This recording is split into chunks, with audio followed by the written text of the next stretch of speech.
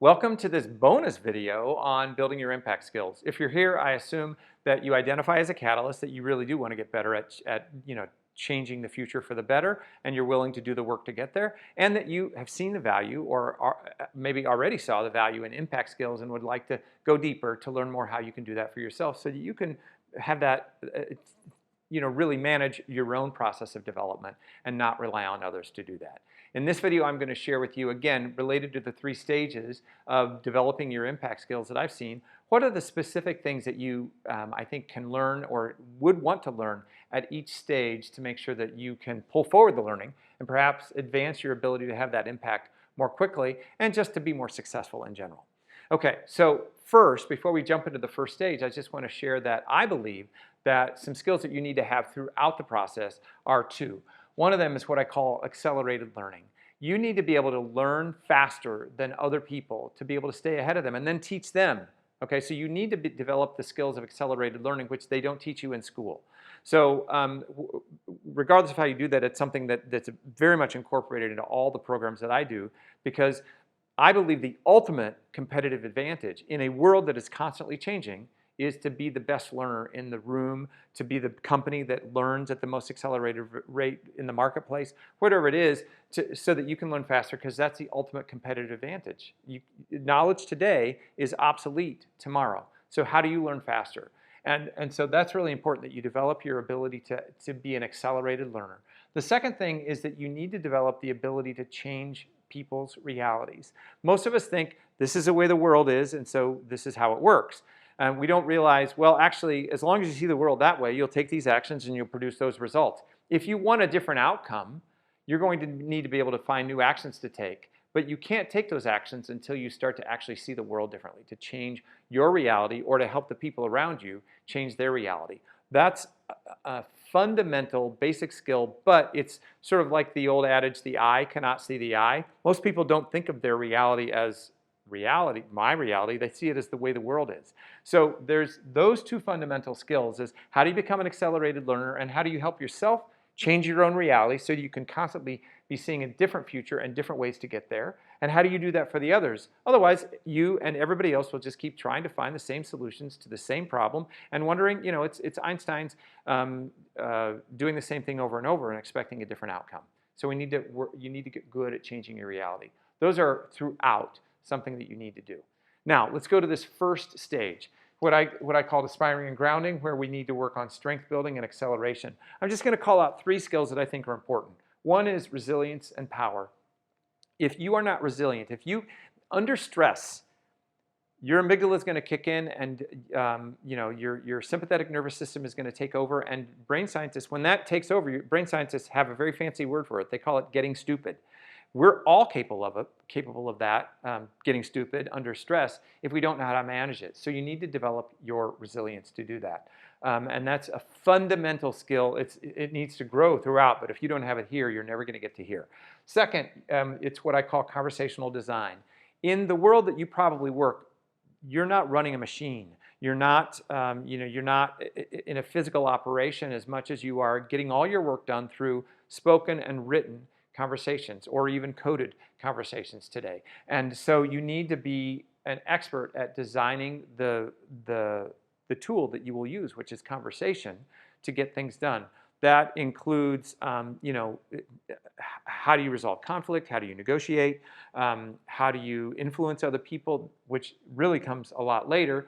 How do you build some fundamental trust with other people? How do you listen extremely well to help understand what's happening?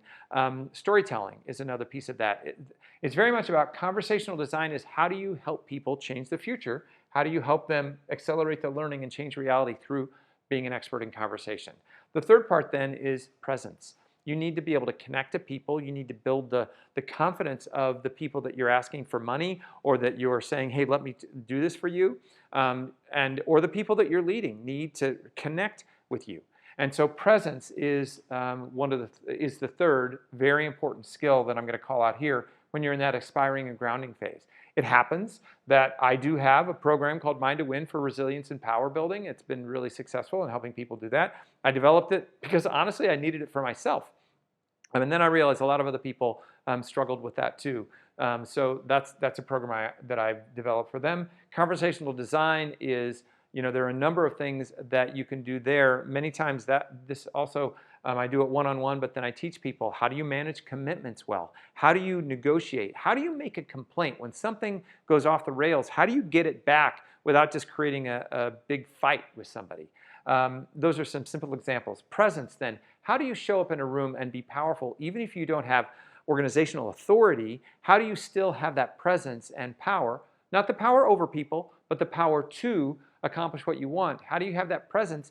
How do you speak to senior investors or senior leaders so that they trust you and believe in you, even though you don't have that, necessarily stripe on your shoulder or organizational authority? So those are the three. And I also have a program called Presence to Lead that's been in great demand. The challenge of all of these is that, they're hard to define for many people. And so they say, well, resilience, or how do you design conversations, or how do you have presence? The best they can do many times is, well, I'll know you got it if I see it. Well, that is not good enough. So I help people define it, make it more tangible so that you can develop it as a skill. But regardless of whether it's with me or somebody else, these are three of the essentials at this level of aspiring and grounding.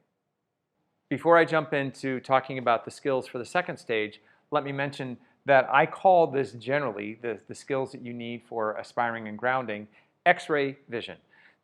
All three of these types of skills allow you to see what's happening in an interaction or for another person in ways that almost, it's like reading between the lines or having X-ray vision, where you understand what's happening beyond the words that are being said or beyond the actions that are being taken, to see what's beneath it.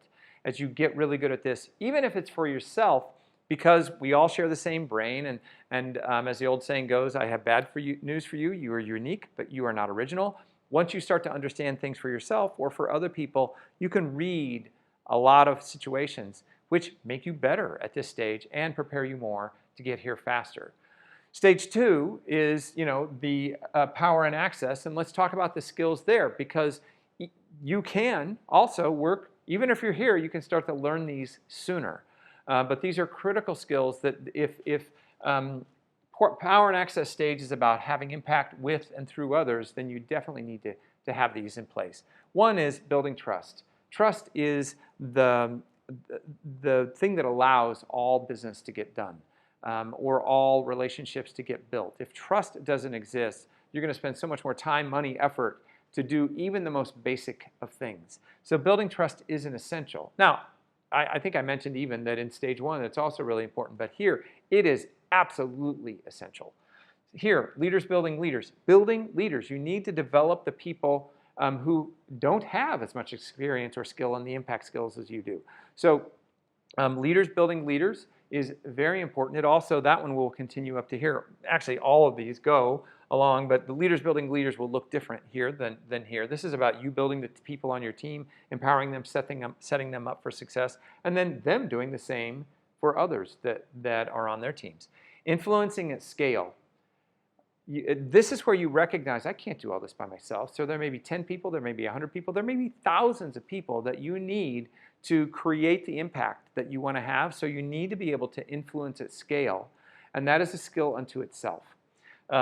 Then to be able to have what I call impact intervention. There are times when you as the leader are going to need to jump in and help people who are just stuck, who can't see their way out of it, who are stuck in another reality, who can't learn fast enough, who are just spinning. You're going to need to have that impact intervention, and to be able to do that, not to just jump into the weeds and take over, but to jump in and help them see the world differently enough so that they can get back and start to have success. Another skill is then to be able to cultivate team success. Again, you're going to have your own team or teams, but then, and they need to be successful, but you need to have, in general, many successful teams to get this work done. And so you can't just look at the individuals. You need to be able to lead through teams so that you can have the maximum impact that you want. Those are all skills. For me, in the program, or in my business and the business that I lead with my associates, building trust is paramount, critical. That we have programs on this. We incorporate it into other programs. We have leaders building leaders. It's actually a program that I've been hired to lead, to help people, how do we take this knowledge that we have and spread it throughout the organization better? Influencing at scale is something that I do quite often, especially when people are new in this role or when they've said, we want to go way over there. And they're going to meet, the more radical the idea is, the more resistance or confusion it's going to generate. And so how do you bring those people along, especially because if you don't bring along the resistors and those who are confused, that's the majority of people. You're never going to be able to do it. So what are the skills that you need to build to influence at scale? Impact intervention is actually something that I've been hired for many times to go in and help a leader to do that. And then cultivating team success. Of course, I work with teams. Now, what I call this whole category is Leader Coach Catalyst. And that's actually one of my flagship programs, if you will. The Leader Coach Catalyst essentially teaches people the fundamentals to get really good in a 9-month process divided into 3 segments through this whole thing. Because if somebody really wants to be at this place, whether they're here or here and aspiring to here, to have built these skills through the Leader Coach Catalyst program, it just helps them differentiate themselves.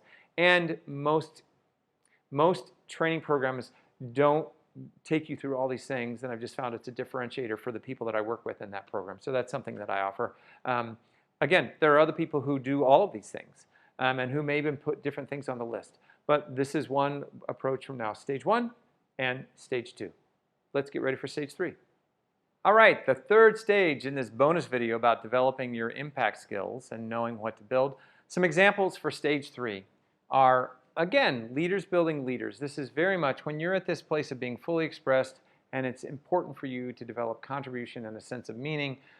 Leaders building leaders at a much bigger scale from a place of I've had a lot of success. Here, leaders building leaders is helping the people that you're working with. Here, it's almost as a senior or successful person or a person who's been there and back, developing the next generation of leaders. It's really common that people want to do this.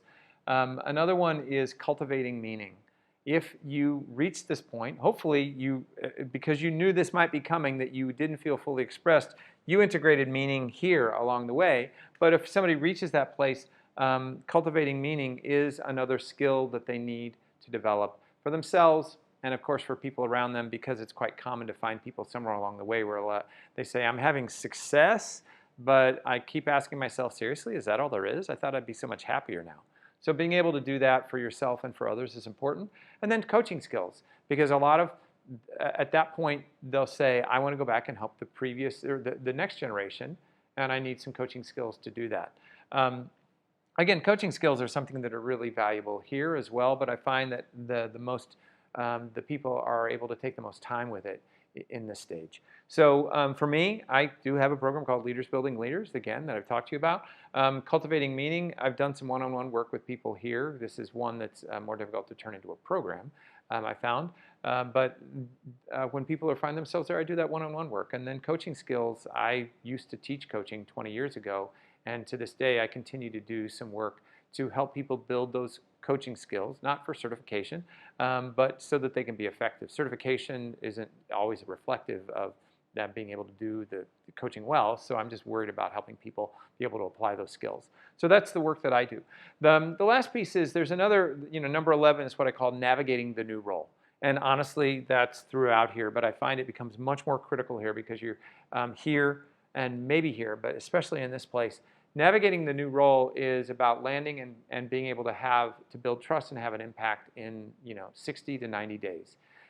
Because really, if you have not built trust, had an impact, and had some small wins in the first 60 to 90 days, people may not tell you this, but they probably started to look past you. And I don't mean this as a threat. I mean, it's what I've seen. And if you have had that, made the strong impression, had an impact, had some wins in the first 60 to 90 days, then it's a matter of, wow, you are doing so well. We can't wait to support you to get you even more, so that you can have even more power and access. But it's very critical, and there are some really common mistakes that people make. Some of it is they get over-focused on subject matter expertise and learning all the facts about the new business or the new role, and they forget that it's very much about moving people, connecting to people, because that's what's going to help you really have the success quickly. There's no way you can know enough in a new role, subject matter expertise wise, to have that impact. You're going to be relying on other people. And so it really helps people refocus. And I actually have a program called Instant Impact for people in that place so that they focus on the things that are going to really move the needle quickly to build the trust, to have the impact, to move the needle so that people have gained confidence in them early on, and it sets them up to have more opportunities. So again, wherever you find yourself, again, if it's multiple places, all right, here are some ideas. It's not a comprehensive list, but a sort of a high-level list of some basic skills that you'd want to learn at stage 1, at stage 2, at stage 3. Wherever you find yourself, if you don't have these skills, then great. Now you have some ideas about what you need to learn, and it's a great opportunity for you. And just having worked with so many people over time, that's why I developed the Leader Coach Catalyst program, which brings people all of this, because if they have this and they have this, you're pretty unstoppable at that point. And in the process, the people who've gone through that program have changed their own reality so much that they actually have a sense of themselves that's different. So thanks for letting me share this with you. I hope these ideas, finding yourself here and seeing some specific skills that you can work to develop is helpful to you. And again, that it gives you a sense of an action plan as you move forward. All right, I'll see you in the next video.